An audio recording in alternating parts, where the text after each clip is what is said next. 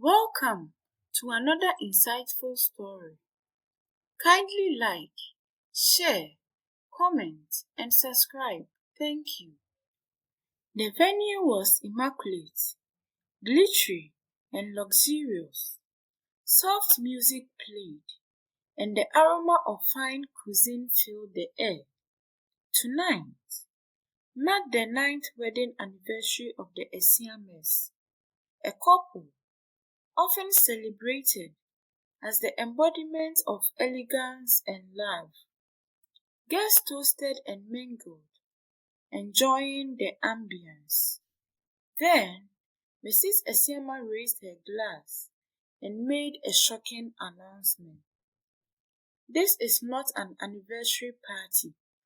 It is a divorce party. A stunned silence fell over the room. The crowd mumbled in disbelief. How could this power couple, admired by so many, end their seemingly perfect marriage? Well, to understand, let me take you back to 6 months ago.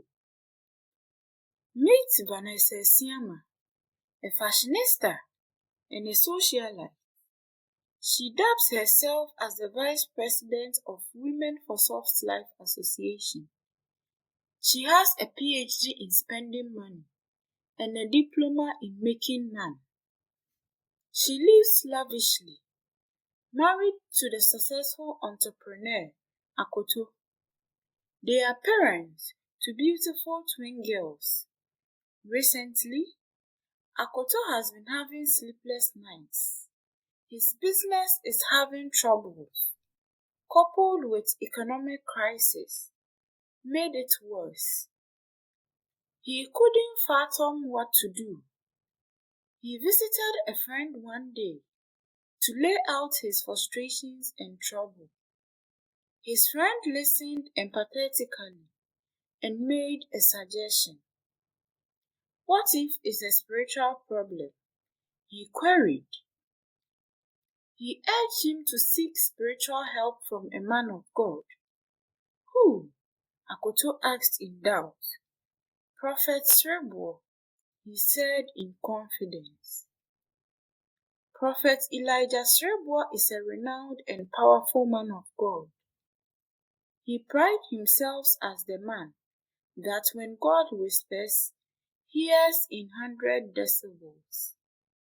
He became famous for prophesying a presidential election outcome with an uncanny accuracy. From that day, people trooped into his church in their numbers for spiritual consultation.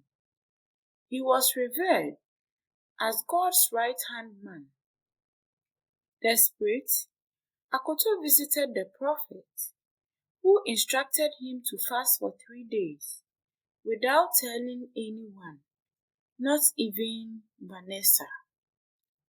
3 days later, when he returned to the prophet, the revelation shook him to the core. Your wife has a spiritual husband, Srebuo declared. This spirit is destroying your business, and it won't stop until you are ruined. Skeptical, Akoto asked why he hasn't had any financial issues all these 8 years of marriage. The prophet smiled cryptically.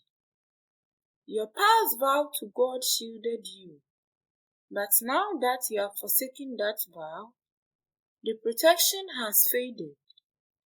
The spiritual husband is free to destroy everything you hold dear.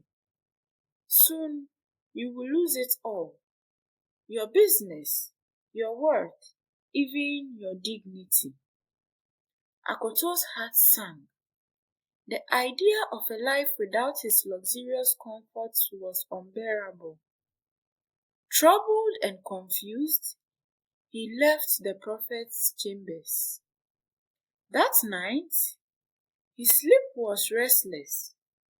He had a vivid dream. While his wife was robed in a royal apparel, walking with a cane with a bull's head, Fear gripped Akoto. Early the next morning, he went back to the prophet. The prophet assured him he had a solution, if only he would act on his instructions without faltering. Akoto agreed. The solution was to prove to the spirit that Akoto no longer loved Vanessa. This required 3 steps: emotional distancing, no affection, and no financial support. That night, Akoto slept next to Vanessa, thinking whether to do what the prophet said or forfeit it. The next morning, he started avoiding his wife, walking past her without a word. He left for work with the children, without even saying goodbye. Vanessa brushed it off, presuming he was in a bad mood, but the silence continued for days. Finally, Vanessa confronted him. "Babe, have I done something wrong? Why are you acting this way?" Akoto said nothing, leaving her confused and hurt. Weeks later, Akoto returned to the prophet. By now, his business had shown signs of recovery, and he was desperate to keep it that way. The prophet's next instructions was harsh. Cancel Vanessa's credit cards. Vanessa went shopping as usual, but her card was declined at the register. Embarrassed, she tried a bank transfer, but that too failed. Furious, she called Akoto, but he remained silent as she vented her frustrations. He hung up abruptly. Anger turned into bitterness. She vowed not to talk to him, but Vanessa soon regretted her decision. Without access to funds, her once glamorous lifestyle began to crumble. She couldn't afford anything. She started selling her designer bags and shoes secretly, desperate to keep up appearances. Rumors spread among her social circle that she was broke. During a meeting with her friends, one joked, "This trip is cheap. You will cover it, right?" Vanessa forced a nervous smile. Afterward, she confided in her friend Ruth, who agreed to lend her money. But Ruth later betrayed her, sharing a recording of their conversation in their group chat. Vanessa was shunned by her friends. Meanwhile, her distance from Akoto widened. Both slept in separate rooms, but pretended to be happy together when their children were around. Akoto's heart ached, given the distance, but the fear in him overpowered his empathy. He wished he could stop, but he had to continue to safeguard his life. Broken and desperate, Vanessa returned to her parents' home for the first time in 4 years. "Good evening, Dada," she greeted her father sheepishly. He looked at her and turned away. Vanessa knelt, tears streaming down her face. "I'm sorry. Please forgive me." Her mother's voice was cold. "Why the sudden change? You told us you wanted nothing to do with us because we are poor." Vanessa wept as memories flooded back. Her mother's unanswered calls, her father's plea for support for surgery, but she coldly refused. "I was wrong. Forgive me, she sobbed. Her parents embraced her, their pity outweighing their anger. The next day, they met with Akoto, hoping to reconcile the couple. As our elders say, when the beads break in front of adults, none gets lost. Let's find a solution together, her father urged. But Akoto walked away in disdain, further deepening the divide. He would leave the house and always eat meals outside with his children, without caring if there were groceries in the house. One day, Vanessa woke up hungry, with no groceries in the house, and her pride prevented her from begging.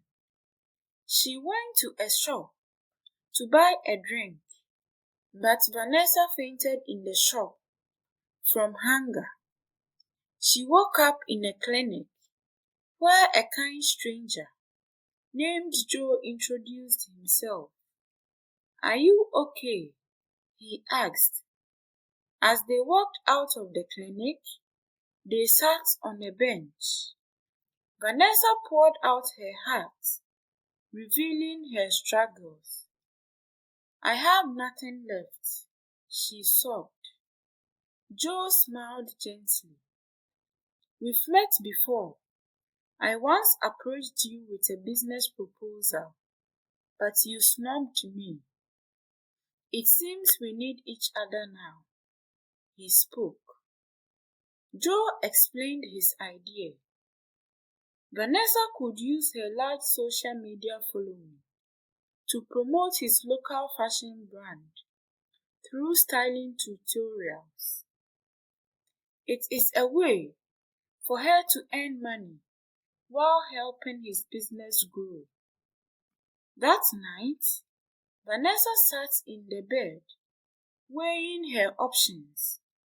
Though the idea of working and facing ridicule terrified her, she whispered to herself, "I can do this." She began posting fashion tips and styling videos, using her influence to promote Joe's brand. While some mocked her in the comment section, she persevered. One day, she heard Akoto making a phone call. She eavesdropped on the conversation. "Yes, Prophet, everything is going on smoothly. My business is booming again," he spoke. They scheduled a meeting for the next day. Vanessa followed him in a taxi to a secluded lakeside. She hid behind a tree afar. She saw Prophet Sribwo meet him. They shook hands as they conversed. Appalled, she confronted them, her voice trembling with anger. "So you are behind all this?" Akoto looked at them confused. The prophet smirked, revealing a shocking truth. He had known Vanessa in her university days, even before becoming a prophet, and had once dated her. But little did he know she didn't like him. She toyed with him, embarrassing him sometimes. She demanded gifts and money, forcing him to work multiple jobs so that he could fund Vanessa's lifestyle, neglecting his needs. On the eve of her graduation, Vanessa cruelly dumped him with a text. "If there is one thing I'm allergic to, it is poverty. We are done." The breakup was a big blow to him. He fell into a great depression. All this while, he has secretly been following her on social media platforms. When Akoto came for the consultation, he wanted to let her have a taste of her own medicine. So, he fabricated everything. How does it feel to be broke? He said. He laughed and walked away. Akoto stood there stunned. He couldn't believe he was puppeted. He fell to his knees, begging earnestly for forgiveness. But Vanessa's heart had hardened. It's too late, she said, her voice cold. And so, this led to Vanessa's decision to end their marriage, a relationship undone by secrets, manipulations, and betrayal.